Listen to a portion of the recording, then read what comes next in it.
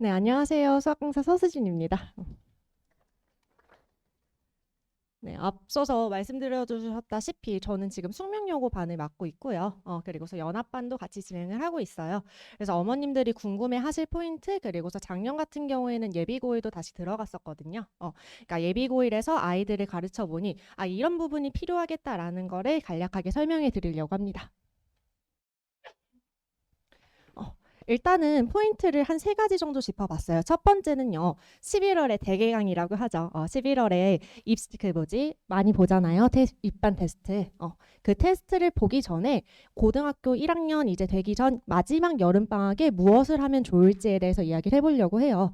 일단은 가장 중요한 거 이거 같아요. 선행 속도에 너무 집착하지 않으셨으면 좋겠어요.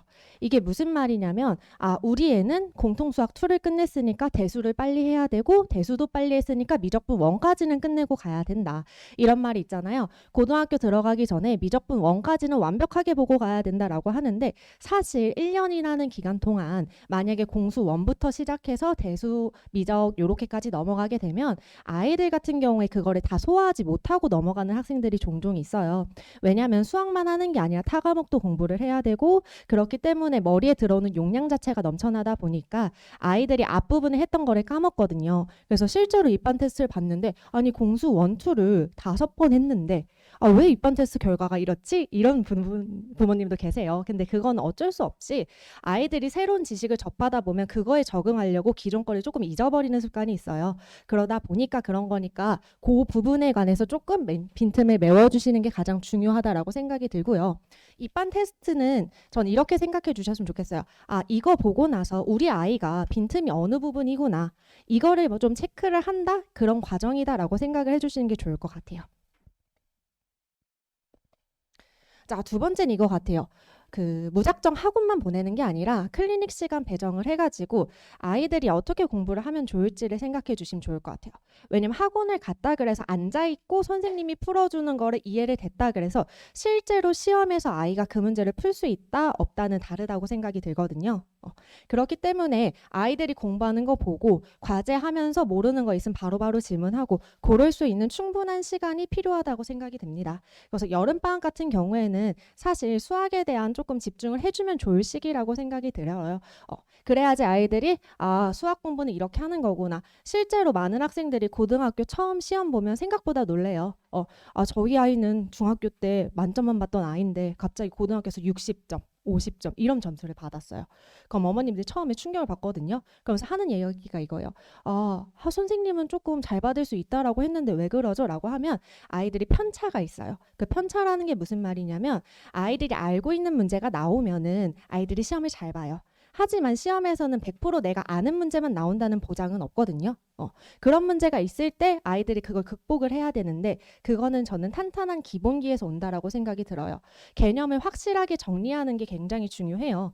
여기서 개념이라고 하면 어머님들이 가장 쉽게 떠올리는 게 저희 개념만 했는데요. 근데 그 개념 말고요, 어머님.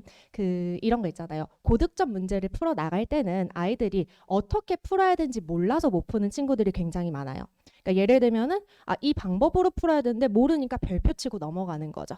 그럼 아이들이 항상 이러죠. 저는 심화 문제가 좀 안 돼요. 근데 심화 문제가 안 된다는 거는 첫 단추를 못 끼운다는 거, 즉 개념이 좀 부족하다는 거거든요. 근데 아이들 혼자서 그걸 찾기 어려우니 전문가의 도움을 받아서 그걸 어떻게 하는지 내용을 정리해주면 그거를 외우고 자기 스스로 습득하고 이런 시간이 조금 필요하다라고 생각이 듭니다. 자, 그러고서 이거는 조금 중요한 이야기예요. 고등학교 입학을 하잖아요. 그럼 사실은 선행을 나갈 수 있는 시기는 겨울방학, 여름방학밖에는 없다라고 저는 생각이 들어요. 왜냐하면 이 동네 내신은 살짝 빡빡하기 때문에 내신 기간에 선행을 나간다 이건 무리고요. 그렇기 때문에 현행에 좀 집중을 해주셔야 돼요. 그래서 과한 선행을 저는 뭐 추천드리지는 않지만 그래도 어느 정도의 선행은 기본이 돼야 된다라고 생각이 들어요. 만약 로그를 했는데 처음 봤는데 로그를 연산을 못할 수는 없잖아요. 그러니까 그 정도 연산 능력은 확실히 갖추고 가야 된다라고 생각이 듭니다. 그러니까 항상 하고 나서 선생님들과 상담을 하는 게 중요하다고 생각해요. 우리 아이가 이 부분이 좀 막히는데 이 부분이 좀 어려운데 어떻게 하면 좋을까요? 그럼 선생님들이 친절하게 상담해 주실 거거든요. 그러니까 이렇게 진행하시면 좋을 것 같고 그리고서 가끔 이런 친구들이 있어요. 그러니까 최상위 친구들이죠. 최상위권 친구들 같은 경우에는 모의고사 열심히 풀고 그거에 관한 심화 문제 풀고 그런 게 중요한데 그러지 못한 친구들 있잖아요. 그것보다 살짝 좀 어중간하게 나 잘하는 것 같은데도 못하는 것 같고 이런 친구들. 그런 친구들은 사실 모의고사 4점짜리에만 너무 포커스를 맞추는 게 아니라 기본기에 조금 출중을 해야 된다, 집중을 해야 된다라고 생각이 들어요.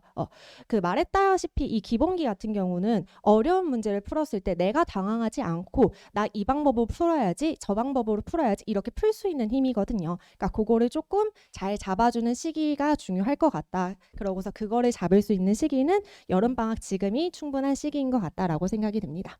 그리고 요거죠. 저는 개인적으로는 시중 문제집 한 권을 선정하는 걸 좋아합니다. 이유는 이거 같아요. 왜냐하면 어머님들도 학원 보내시면 선생님들 자체 교재로 사용하잖아요. 물론 저도 자체 교재를 씁니다. 근데 자체 교재 사용하는 거는 제 수업에서 내가 너네들한테 이거를 알려주고 싶고 이 개념이 여기에 접목되는 거니까 이렇게 풀리지 봐라 이런 식으로 사실 사용하는 목적도 있거든요. 근데 아이들이 그렇게 되면 문제가 뭐냐면 내가 그래서 어느 난이도까지 풀 수 있는 건가에 대한 혼란이 와요. 그러니까 뭐 쌩까지 풀었어, RPM까지 풀었어. 그러니까 어머니 대충 감이 오잖아요. 아, 요 정도구나. 아니면 뭐 수학의 신 조금 더 어렵게 간다라고 하면, 아니면 뭐 내신 고쟁이 뭐 이런 식을 풀었어. 아, 그럼 내가 우리 아이가 요 정도는 푸는구나. 근데 보면은 아이들이 그거 한 권을 정확하게 완성시키는 친구는 주로 못 봤어요. 그러니까 앞부분 조금 풀고 뒤에 부분 조금 풀고 약간 찔끔찔끔 풀고 그러고서 넘어가고 어머님들 그거 보면 답답해하죠. 아, 이렇게 메꾸지도 않았는데 또 다른 책을 풀어야 되나? 그래서 저는 시중 문제 하나 지정해가지고 그 문제집 좀 풀려가지고 아이들이 아, 이 정도 수준이구나. 그러니까 사실 반마다 뭐 반을 레벨링을 한다라고 해서 그 반마다 아이들 수준이 완벽하게 똑같을 수는 없다라고 생각이 들어요. 어떤 아이들은 조금 부족한 부분이 다를 수 있잖아요. 그래서 개인적으로 이 시중 교재가 적합하다 아니면 저게 적합하다 그런 식으로 해가지고 좀 빈틈을 메워나가는 것도 중요하다라고 생각이 듭니다. 제 수업 특징에 대해서 간략하게 설명을 드리려고 해요. 일단은 저는 제가 제일 자신 있어 하는 부분이라고 생각이 듭니다. 자, 중학교 개념부터 저는 고등학교 심한 1년까지 같이 가르쳐요. 제가 지금 고2 친구들도 같이 하고 있는데 걔네들이 저랑 고등학교 1학년 때부터 같이 했던 친구들이에요. 근데 고등학교 1학년 때 무엇이 나오냐면 도형의 방정식이라고 해서 원이 나옵니다. 근데 원은 지금도 언제 나오냐면요, 어머님 그 3학년 2학기 때 이제 기말 때 봐요. 근데 아이들이 그때 되면 선행한다 뭐 한다 해가지고 사실 그렇게 개념이 정확하게 잡혀 있는 친구들이 드뭅니다. 그래서 근데 그러면은 그거를 저는 이제부터 잡아야겠죠 하는 친구들도 있지만 그거를 선생님이 한번 정리를 해주고 그 프린트를 가지고 다니면 아이들이 그걸 생각보다 오래 보더라고요. 그 친구도 지금 고등학교 2학년인데 아직도 그걸 봐요. 왜냐하면 삼각함수 활용해서 또 원에 관한 성질이 나오거든요. 그러니까 거기에 필요한 내용만 보는 거죠. 이거는 어쩔 수 없다라고 생각이 드는 게 아이들이 고등학교 가면 사실 수학뿐만이 아니라 타 과목에서도 되게 많은 공부량이 필요해요. 그러다 보면은 사실 어느 정도 휘발성되는 게 있어요. 기억이. 그러니까 외웠는데도 나중에 한 3개월 뒤에 보니까 까먹고. 그러니까 그럼 뭐 하면 좋냐면 계속 보는 게 좋아요. 근데 그거를 아이들의 글씨로 하면은 막 잊어버리고 막 버리고 이런 경우가 많잖아요. 그래서 전 제가 다 정리해 주는 편이었어요. 그래서 아이들 그거 보게 시켰더니 실제로 그것도 유용하게 쓰고 있더라고요.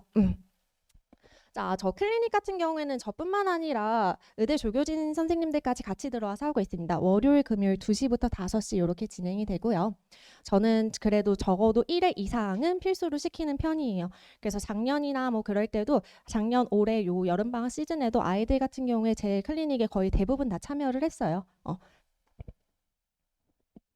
자, 수업 교재에 관해서 간단하게 설명을 드릴게요. 일단은 시중 문제 중에서 필수 유형을 정리를 했어요. 일단 유형별로 좀 기본기 탄탄하게 하고 그러고 난 다음에 좀 두 가지 개념 섞이는 거를 아이들이 잘 못 풀거든요. 그런 거 풀어주면서 아, 이렇게 심화 문제는 접목이 되는 거야 라는 걸 보여줄 거고요.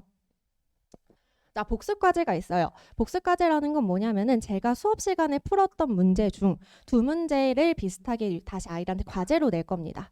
이거를 가장 중요시 여기는 이유가 뭐냐면 제가 수업 시간에 이런 문제가 시험에서 나오고 이런 문제가 자주 빈출이 돼. 그러니까 너네는 이걸 풀 수 있어야 돼 라고 100번 이야기를 해도 그걸 안 보는 친구들이 있어요.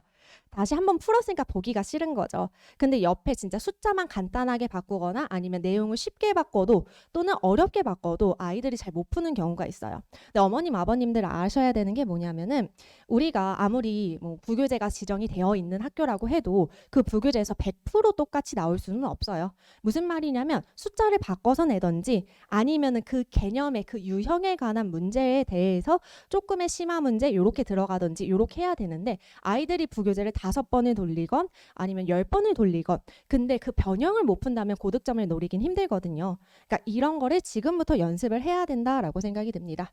그리고 워크북 같은 경우는 아이들 유형별로 제가 약점될 수 있는 거 이렇게 다 세부적으로 나눠놨고요. 오답노트 통해 가지고 아이들 실수 체크하게 하고 있는데 그때 제가 항상 쓰게 시키는 게 틀린 이유예요. 왜냐하면 제일 많이 하는 게 이거고 제일 듣기 싫은 소리가 이거예요. 사실은 선생님 저 실수했어요.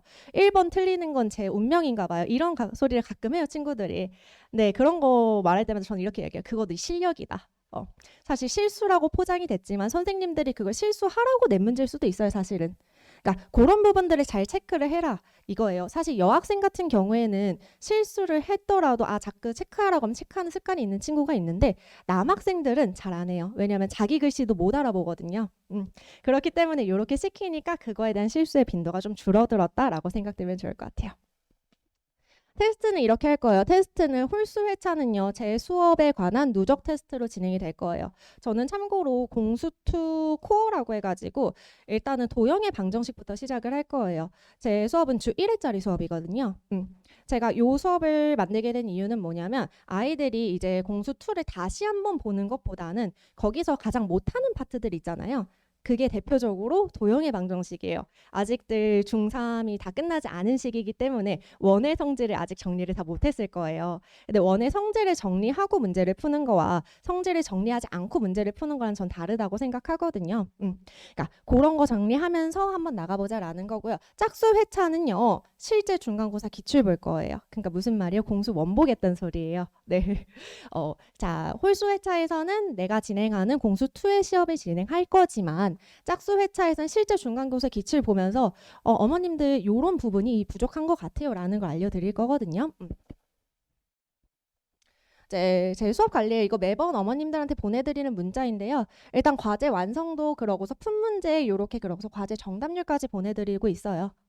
이거를 보내주는 이유는 어머님들 궁금해하세요. 아이들 매번 내가 뭐 진짜 과제 보면서 너 뭐 했어 뭐 안 했어 이렇게 말하기도 좀 껄끄럽잖아요. 이제 아이들이 어느 정도 컸으니까. 그래서 그렇게 하지 마시고 그냥 궁금하면 저한테 물어보라. 그러고서 제가 보내드린 거 보고 이 부분 좀 덜 했구나. 오늘 좀 덜 했구나. 아니 오늘 좀 많이 했구나. 이렇게 보시면 될 것 같고요. 자, 요거는 항상 제가 회차마다 시험 성적을 보내줘요. 일단은 아이들 평균 그리고 아이들 점수 반평균 그리고 최고점 이렇게 보내드리고 있거든요. 그래서 이 반에서는 우리 아이가 요 정도 수준이구나를 체크해 주시는 용도로 보시면 될 것 같아요. 당연히 이거는 누적으로 갑니다, 어머님. 그래서 첫 번째 날, 두 번째 날, 세 번째 날 이렇게 해가지고 누적으로 가니까 이날 따라마다 조금 아이들 컨디션이 다를 수 있잖아요. 그래서 어느 정도인지 확인해 보시면 좋을 것 같아요. 제가 제일 신경 쓰는 부분이 이 피드백 부분이에요. 어머님들 아버님들이 궁금하신 게 이거잖아요. 그래 알겠어. 우리 아이들이 그래서 뭐가 어려운데 뭐가 약한데 그런 부분들을 학생 개별마다 써주고 있어요. 이건 실제로 나가고 있는 문자 내용을 그대로 제가 갖고 온 거기 때문에 매번 아이들한테 애들이 인원이 많든 적든 각각 써준다라고 생각해주면 좋을 것 같아요. 제 수업은 일요일 날 시작을 하고요. 2시부터 5시 반, 3시간 반짜리 수업입니다. 이걸 진행하게 된 이유는 앞서 말씀드렸다시피 아이들이 못하는 부분 그리고서 도형이란 게 생각보다 아이들 힘들어해요. 근데 그게 공수2에 대해서 좀 부담감이 있는데 그걸 한 번 다 보는 것보다는 아이들이 못하는 꼭지점만 떼어서 보는 게 낫다라고 생각해서 이렇게 했고요. 추천 대상은 이거 같아요. 공수 1, 2를 그래도 처음 보면은 안 됩니다. 네, 처음 본 학생들 말고 그래도 한 번 정도 봤던 친구들 중에서 도형의 방정식 좀 약하다. 우리 아이가 뭐 2학기 때 좀 공부를 좀 덜했다. 친구들과 놀 수 있잖아요. 왜냐하면 도형은요 중학교 2학기 때 잘 나옵니다. 그러니까 이때 좀 놀았다라고 하는 친구들은 제가 첫 수업에 무조건 중학교 도형 정리를 다 정리를 할 거예요. 그 정리가 생각보다 중요하거든요. 이 말을 드리는 이유는 한 가지요. 제가 이번 겨울이었던 것 같아요. 이번 겨울에 공수2를 다시 진행을 했어요. 아이들 데리고. 이제 1학년 된 친구들이겠죠? 근데 그 중에서 제일 잘한 친구가 놀랍게도 공수 1, 2를 두세 번 들은 친구가 아니라 처음 저한테 배웠던 친구가 제일 잘했어요. 근데 그 친구는 중학교 때 도형에 대한 성질을 다 외우고 있었어요. 그러니까 그런 친구들이 확실히 처음 배우더라도 배울 수 있는 능력이 조금 탁월한 것 같아요. 그러니까 몇 번 돌렸다, 나는 좀 선행이 느린 것 같다, 이런 거 신경 쓰지 마시고 개념을 먼저 정확하게 정립을 하고 그러고서 문제를 풀었을 때 풀리는구나를 느꼈을 때 아이들이 더 조금 더 높은 성취감을 보이는 것 같거든요. 그러니까 그렇게 준비해 주시면 좋을 것 같아요. 네, 일단은 제 설명은 여기까지 마칠 것 같고요. 네, 일단 들어주셔서 감사합니다.